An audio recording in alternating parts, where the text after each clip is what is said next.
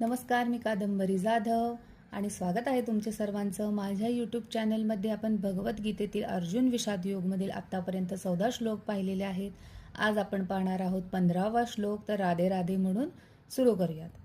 पांचजन्यम ऋषिकेशो देवदत्तम धनंजयः पौंड्रम दद्मो महाशंखम भीमकर्मा वृक उदराः. याचा अर्थ असा की भगवान श्रीकृष्णांनी आपला पांचजन्य नावाचा शंख वाजवला. अर्जुनाने देवदत्त नामक शंख वाजवला आणि अतिदुष्कर कार्य करणाऱ्या वृकोदर भीमाने आपला पौंड्र नामक शंख वाजवला.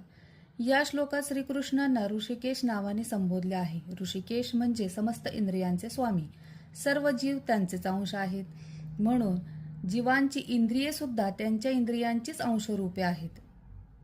आणि जो आपल्या सर्व इंद्रियांवर नियंत्रण ठेवतो त्याच्यातच इतरांच्या इंद्रियांना मार्गदर्शन करण्याची पात्रता असते.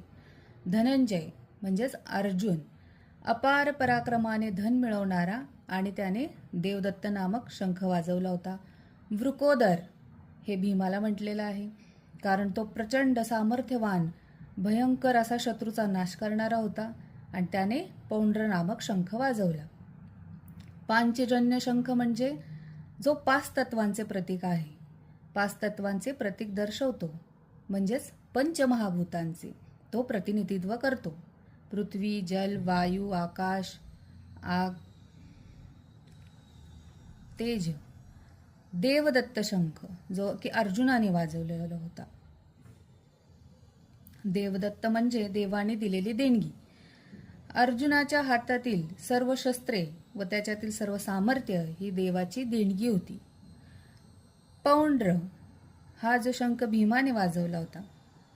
पौंड्र म्हणजे अतिशय विशाल, प्रचंड मोठा. त्याचा हा शंखही त्याच्या स्वभावासारखाच होता. प्रचंड, गगनभेदी, धैर्य जागवणारा व शत्रूला घाबरवून टाकणारा.